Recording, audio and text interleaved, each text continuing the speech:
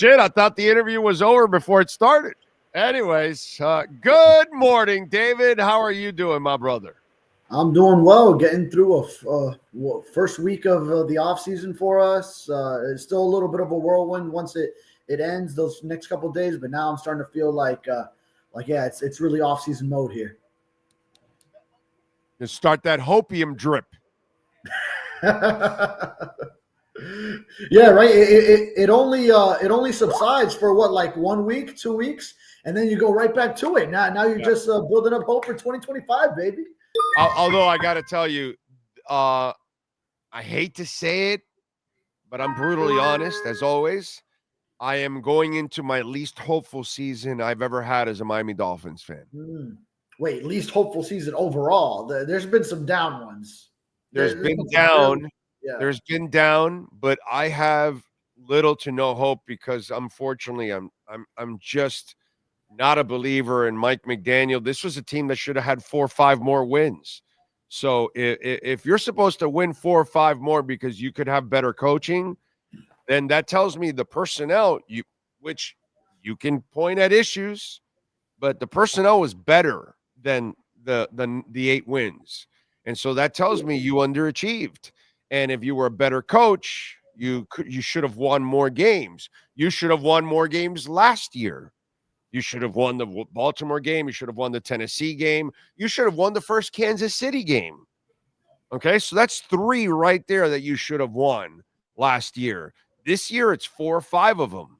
The first year also, there were a couple games that you gave up to on top of that. It just, to me, there has been underachieving, and it gets worse and worse every year. It's more and more games that you're underachieving, and that's where I lose hope that even if the front office makes the good moves and finds some guards and finds an extra linebacker and finds a safety and finds a defensive tackle, draft, free agency, all of that, fills those important needs, I still don't think you have the guy. I don't think you have the chef in the kitchen to make the meal the right way. That's my problem.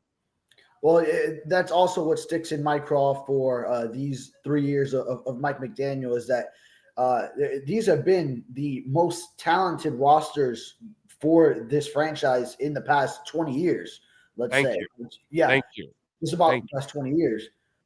So as much as I have been on this program and said, yes, I do bring back Mike McDaniel next year just because of how everything has been set up with the commitment to quarterback Tua Tagovailoa. You already paid him and extended him, and him and Chris Grier, Mike McDaniel and Chris Grier are tied to the hip together and building this team together, and that Mike McDaniel was also the one that took Tua to another level when he went into year 3 and McDaniel took over at the helm.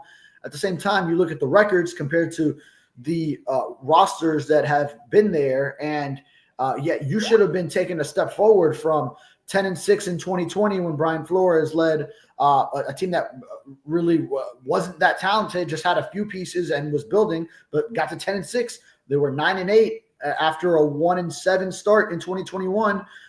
Just missed the playoffs. They were on the doorstep of the playoffs when Brian Flores got fired. 9-8 after year 3 is actually what the Dolphins. They were worse. They were 8-9. Yeah, I mean, I'll give them the 8-9, 9-8 difference because maybe Tyreek Hill doesn't quit, and they play to win that Jets game if they had something up for grabs. But you know what? The Dolphins in 2021 didn't have anything to play for in that finale that year. They were already eliminated, and I saw Miami Dolphin players bust their asses in a 1-15 season for a loser named Cam Cameron. They played for themselves. They hated, dude. I was in those locker rooms. They fucking hated Cam Cameron. Once he shit on Tractor Trailer, and Trailer was beloved in that locker room because they knew the old man was there sacrificing every week and laying it all on the line, and everybody respects shit like that, dude. And they hated Cam Cameron, and that team was trying every week, and it wasn't for Cam Cameron.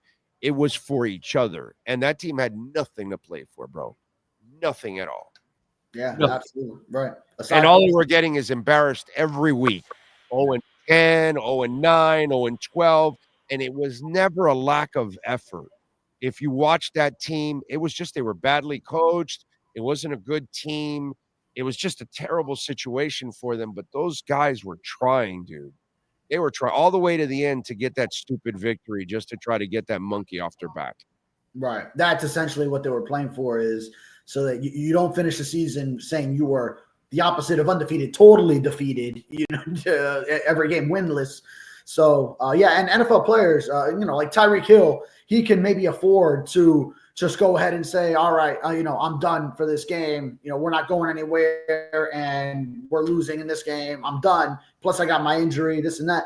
But most NFL players, they don't have that. They can't afford to do and go down that same road, because they're playing game to game, week to week, where their film is what gets them whatever they do next, and how they go out that season. That will speak volumes to whether a team wants to pick them up for the ones that are free agents, what coaches internally think of them here in Miami. Even Tua, who wasn't playing, was saying, no, it says a lot about who you are as a player, who you are as a teammate, if you come through when there isn't anything on the line. So, the players can't take that approach for most of them. Yeah, no. Well, I mean, to me, that's where I kind of stand with all of this. It's hard for me to be hopeful for next season. I've seen this story before. You can't go from good cop to bad cop. That doesn't play out. Mike McDaniel has zero disciplinarian in him. So I don't know how you become a disciplinarian at this point in time when everybody's been walking all over you. As I've used, a perfect example was that Packers game when both Tyreek and Waddle. Okay, so make sure when you write the articles about Tyreek giving up and all that, make sure you go back to that Green Bay game and go check out Tyreek and Waddle, both on their own, checking out on a play on 3rd and 16, bro. On 3rd and 16, your top 2 receivers check out. That's all you need to know about Mike McDaniel, where he looks up and he calls a play and there are 2 backup receivers out there and he has no fucking idea what's going on. That, to me, when I saw that day, I was, I reached out to people in that building and I told them, what the F, dude? And they were, many in the building were disturbed by it. Okay. So there's a problem with discipline, and Mike McDaniel is the main problem with that discipline. How does it get fixed, David? Yeah. Have you ever seen that? Have you ever seen a coach go from bad coach to good coach to bad coach, and it ends up working out like that? It's rare, man. It's going to be hard to make it happen. Well, if you're saying good coach to bad coach, but coaches develop over their careers, and a lot of coaches also they might come into their second stint as a head coach and find success. I mean, shoot, even the prime example is Bill Belichick, Cleveland Browns stint, and then of course he goes and becomes the 6-time Super Bowl champion head coach that he was with the New England Patriots, and there's several other examples that. But Belichick was an ogre then, and was an ogre with the Patriots, and was always an ogre. He just got better in X's and O's. Yeah, and instilled discipline. He had discipline. He was always disciplined, dude. He was about discipline with his defense and everything as a defensive coordinator. I'm talking about literally going from good cop to bad cop. Put it this way. I've got an example to counter myself. Okay, what's the old man's name that coached for the Giants, and then went to the Jags? Tom Coughlin. Or the other way. He was with the Jags and then later Giants. Yeah. No, he was the Giants and then the Jags and then the Giants. And like back and forth. Okay. I'm thinking of, but he did go back to them. Tom Coughlin was a guy that had to adjust a little bit as he got older, and he had to kind of tone down himself a little bit. But the difference is he was already a great coach. It was just he was kind of getting a little old, and he was getting a little, his edginess was a little rubbing players a little bit, and he had to adjust a little bit. That's the closest thing that I could ever come up with. But outside of going from good cop to them becoming the bad cop, I've never seen that work, actually. Yeah. And I was getting to that. Then, so now that's what Mike McDaniel will have to prove he can do if he can. And now the thing is, a lot of players have already seen the one side of him. So does it come off as disingenuous if he's trying to change too much? Can he pull it off? That'll be his big question for 2025. And I think he's already got the idea. He set the tone right away with the final meeting of 2024, and it seemed like a lot of the leaders that are on this team, they were reverberating that when they spoke in exit interviews with the media at locker cleanout, like Zach Sealer, I think Alec Ingold had mentioned this, and someone else had mentioned, okay, yeah, guys not showing up on time, that shit can't happen, that shit can't fly, this and that, and that was a direct message that they had just heard as a team from Mike McDaniel. But one thing is saying it as you identify it as a problem in a year where it wasn't an issue. And then now the next step would be, can you go and correct it over the following offseason and actually instill that behavior and get players to alter the way they act in the building? And then that'll be the $1 million question for Mike McDaniel in 2025. Because it's not who he has been. That was a big question for him. Anyone who analyzed the Mike McDaniel hire for the Dolphins, it was, can this guy be a leader of men? We know he's this savant guru of offensive wizardry and all this. And hey, even that at times, it hasn't come up with some of his play calling in certain situations, but also how he was. Let me ask you this. Let me ask you. Can he change? This is a guy.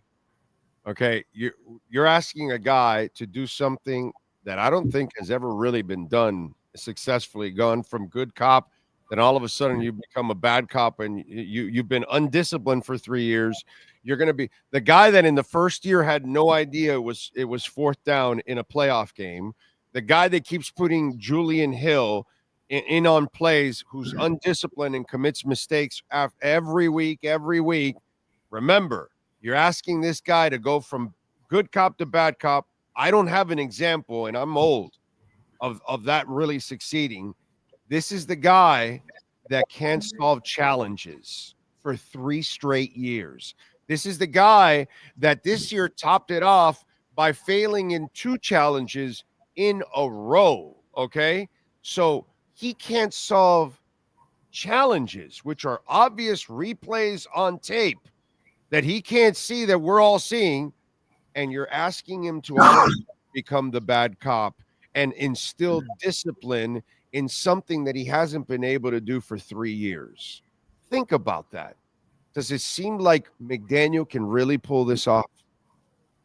Yeah, that'll be a challenge. It'll be a challenge for him because – oh, you are nice. You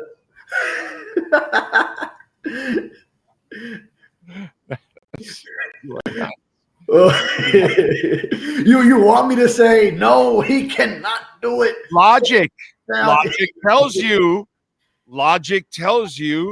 Odds are against him. He has no shot, dude. Logic tells you there's no shot he does this. He's not capable of doing this. He's not capable of winning a challenge, bro. Yeah, that's another one that sticks with me is, see, Mike McDaniel has been willing to change for some things when he identifies the problem right away, but then other things like this system for him. I'm sorry, please. I need to know this because he still abandoned the run. He can't win a challenge. Yeah, he still puts Julian Hill out there. There's no adjustment. Liam Eichenberg consistently is on the floor. He believes in Skylar Thompson. He doesn't use Jalen Wright. He got rid of Chris Brooks. In the first month, he didn't use Jonnu Smith, and then he started using him. I'm trying to please show me where he adjusts, because I heard some national insider the other day say that Mike McDaniel adjusts, and I almost lost my shit. And I'm wondering, where does he adjust? Show me, please. Okay, I mean, he's been willing to make a staff change if needed. Josh Boyer being one of them, defensive coordinator. He went and got the guy he wanted, Vic Fangio. And then after one season, of course, that didn't go. But he got another guy that he really wanted, Anthony Weaver. I'm talking about habits. I'm talking about stuff that really, like, we all knew Fangio was coming. There was the connection of the damn agent and all that. That was that they only kept Josh around for continuity purposes to give it, just a chance. That's it. That's the only reason why. But outside of that, give me like habitual stuff that I just showed you that he constantly screws up. By the way, has he adjusted to getting plays in on time? No, he still does it. Okay. Do we still have pre-snap penalties? Yes. I mean, so show me where he got better as a coach in the 3 years. And they did have stretches where they got better with the pre-snap penalties. Also, the Browns game, he did have a better play calling game with his backup quarterback than the first stint. So there was that. The Browns game, aberrations exist, and of course, it went right back to being brutal in the Jets game when Huntley had his very next start. So I can't give him full credit for that when it just reverted right back the following week. Yeah, and those screen passes, they're all just that was tough to watch. Yeah. And I was also going to bring up the O-line coach, Matt Applebaum, his first hire. That was his hire. And then he did make a change there. And Butch Berry, but yet Danny Crossman is still here. But yet Danny Crossman. And then I was going to get to the other side of it, which is then he hasn't made the move as special teams coordinator after year upon year, where it's always, to me, it's always the combine question. It was like we go a while without talking to Mike McDaniel. And then at the combine, once Danny Crossman is still special teams coordinator after all these coaching hires, then you're like, oh, yeah, it's an annual question there. Mike, why do you believe in Danny Crossman as the guy? And then it's always the same answer of, no, last year's results weren't good enough. His job is saved. He's got the kicker, AFC special teams player of the month. One thing. Yeah. It's over. It's over now. That's it. When you guys meet him in the combine, because he probably won't talk in the Senior Bowl anymore. I think that one's being eliminated already. So he'll talk in the combine and he'll tell you, oh, no, yeah, Crossman's still with us. Didn't you see? Sanders, special teams player of the month to close out the season. We're on our way, baby. It's going to be that. It's going to be that Danny Crossman overcame adversity with all the long snappers that they were rotating all season, and that there were no mistakes from any of these guys that they brought in. Every 3 weeks, he prepared a new long snapper with Blake Ferguson dealing with his non-football illness. Those will be the reasons given. I can see him already. All right, so let's move on to the other part of the clown show, which is Tyreek Hill. This is just and Drew Rosenhaus, I probably made it worse overall. I was having fun with the comment you put out there because Drew saying that none of his clients are complaining about Tyreek. Yeah, Drew, like Drew's going to tell us if any of his clients are going to complain about Tyreek. I mean, that was a dumb fucking comment by Drew Rosenhaus. What a dumbass. I mean, I know you're not going to say it because of you need to call ever. Yeah, you're worried. I don't worry about that stuff, my brother. Drew can kiss my ass and anybody else that gets pissed off. You don't need to call him a dumbass. A dumbass is not something that he is. No, he's a complete dumbass if he thinks I'm going to believe anything he says. Okay?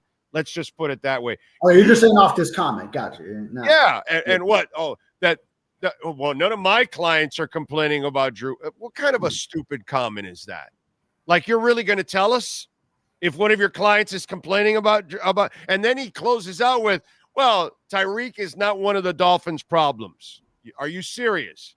The guy that doesn't show up in big moments, the guy that's constantly dropping footballs. By the way, he was dropping footballs his first 2 years.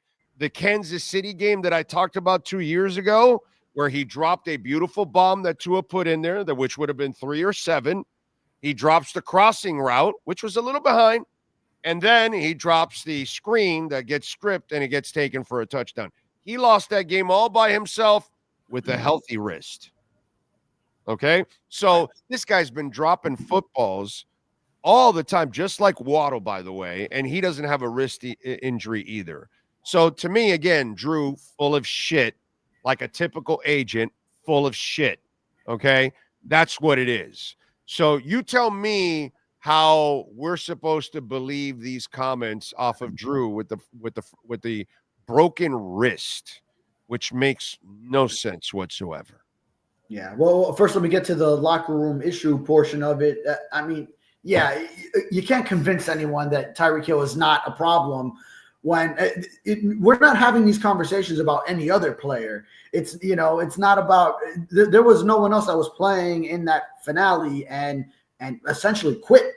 I mean, literally, you know me, I'm always on the show putting things in nicer terms than what they really are. This, you can't put it in any other terms. He freaking quit. Like he tapped out and he said, "I'm done, man." And then he wanted to quit on his team, like really leave his contract when he's talking to the media post game. And this is who he is, bro. He's a dog of a human being.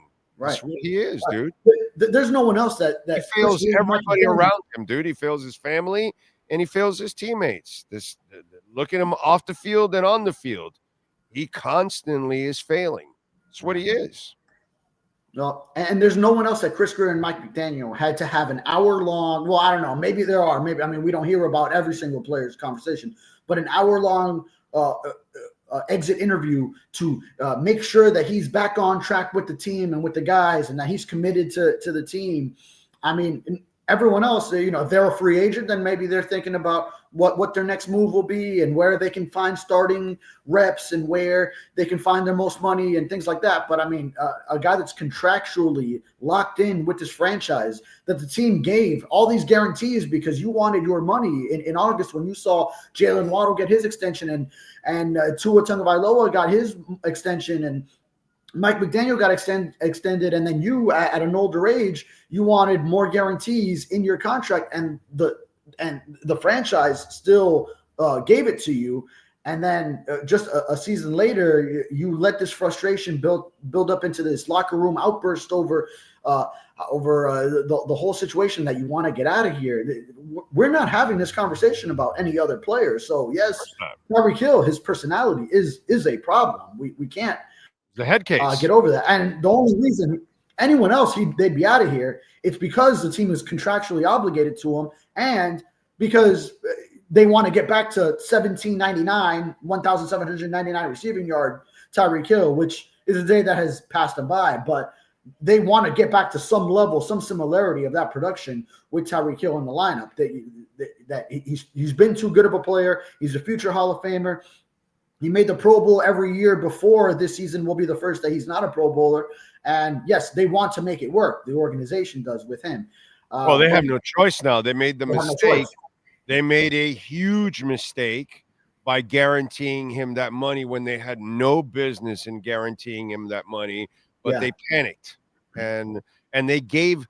That's a weakness that the organization showed. Yes. Kind of like the Heat. You got to stand your ground with some players at times, and they didn't with Jimmy Butler, and these guys didn't with Tyreek, and it was a huge mistake. Some guys, you're going to have to take them to the brink. Why? They're going to take you to the brink, and if you give them a block, they're going to take a mile. And they're going to take advantage. And this is why you're in this mess. There was no reason to guarantee him any money whatsoever. You could have let him play out this year. And by the way, if he knew he didn't have any guarantees beyond this year, he might have played a lot better. You know what I'm saying? He might have been concentrating a lot more. He might have been, because look at Waddle. Obviously, Jalen Waddle has a concentration problem because he's constantly dropping footballs, dude. You know what I'm saying? And it has nothing to do with wrist injury. It has to do with a lack of professionalism. And now Drew Rosenhaus wants his client to hide behind an injury for his lack of professionalism on and off the field. That guy forgets how to run the right routes at times. What does that have to do with the wrist? You know that, right? You know Tyreek runs the wrong routes at times. He ran a wrong route that caused an interception. What does that have to do with the wrist? Right, nothing at all. So, yeah. Now, that's why Drew Rosenhaus is full of shit. Yeah. Okay. Yeah. That's all. The wrist injury, I'm not sure where I stand on it. I know it came up in that preseason I was covering from the Washington Commanders game. They had the series, and by the way, Drew, you're welcome to come on the show if you want anytime, buddy. If you want to actually handle an interview with balls, which I know you won't, you'll go to that fluff bullshit you do on Channel 7 where they got to kiss your ass, or you got to worry about everybody else because you, of course, use everybody in the media. If they don't take care of you, you don't answer any of their questions. I know how your game is, bro. I've been at it. But if you ever want to do like a real interview and you want to step up to the plate, buddy, you can come onto this platform, which I know you won't. But go ahead, Furones. I know this will get out to him one way or another. Not that he'll take the challenge, because I know he won't be challenged any other way. But go ahead, Furones. Okay. Yes.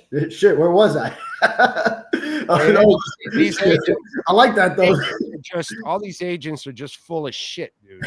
And they just, you know, and they hide behind all this crap because they want to use the media in their own way. But I don't have to go by that. So, you know, I can tell Drew Rosenhaus and company, you're full of shit, and that's it. But go ahead, bro. I'm sorry. Yeah. Well, I mean, yeah, and speaking from the also media members' perspective, relationships with agents, yeah, you got to understand they are working what's in their best interest. They are this player's client, so you have to understand and try to separate what's bullshit, what's not, because they're always going to be working in whatever interest the player and putting stuff out there that is of their interest. They're not going to shoot it to you straight all the time. If there's something negative on one of their guys, they're not going to shoot it to you straight. It's going to be, oh, well, it's because of this outside factor or this coach or because of this injury that they had. They're always going to find whatever alibi for the player. But as far as the wrist injury, then I'm not sure where I stand on it. I know from covering it, it did pop up that week in between the Washington and the Tampa Bay preseason games. And of course, he had that one, the starters had one drive. It was the Washington game, and that's where he says it happened. Then we didn't see him out there for the next week, the joint practice in Tampa.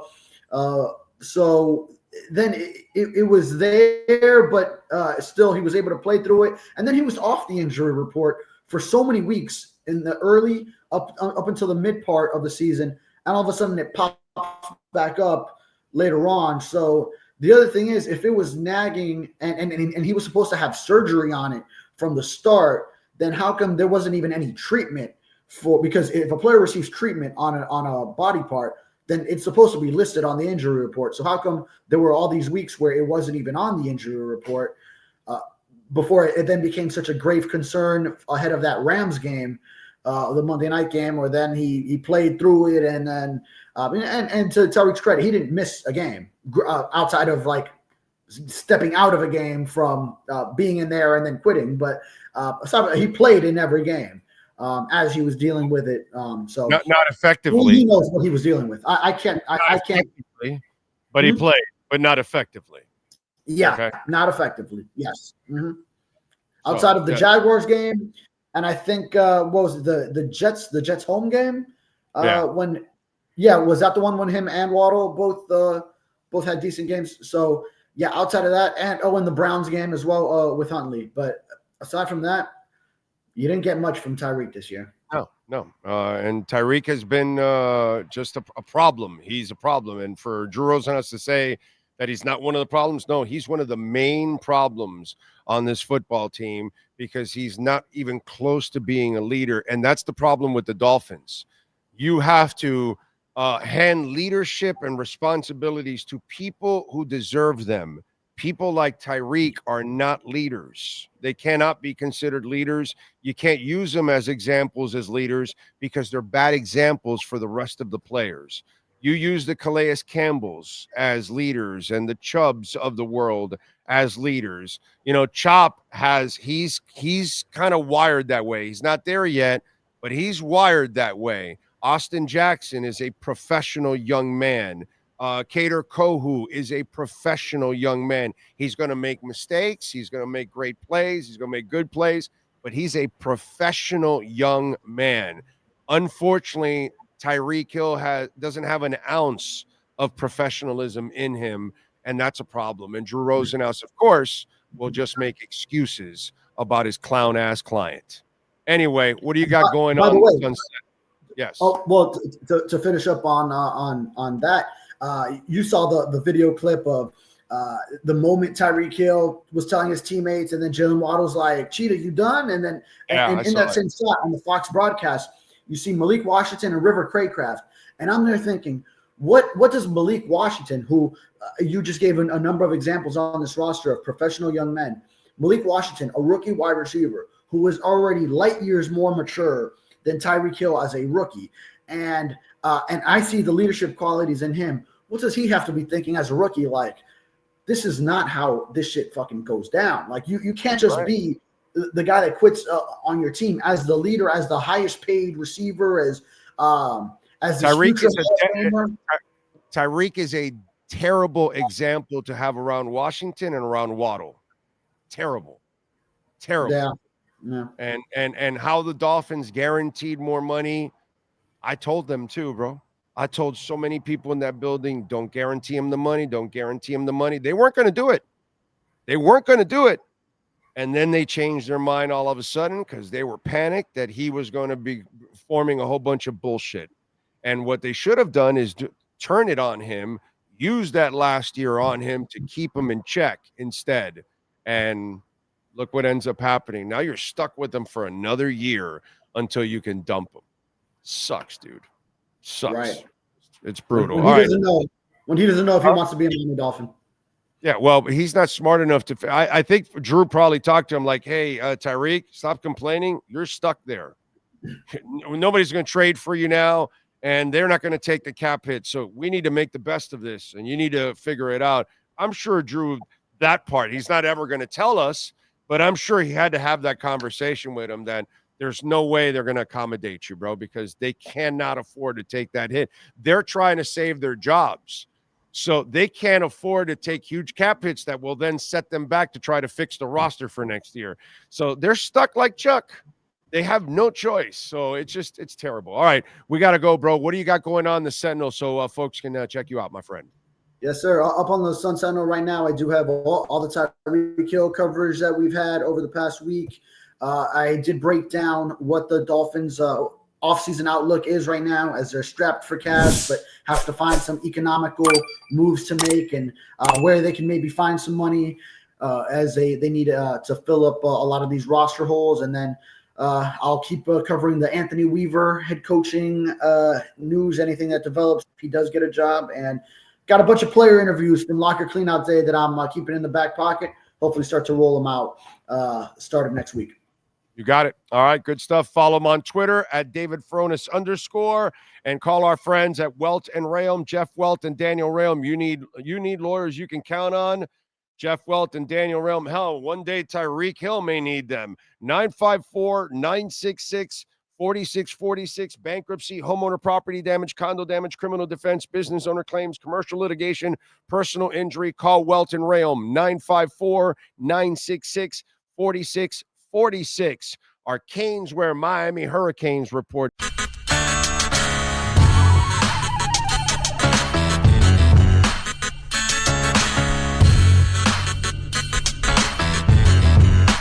This is the Big O Show. This is the Big O Show.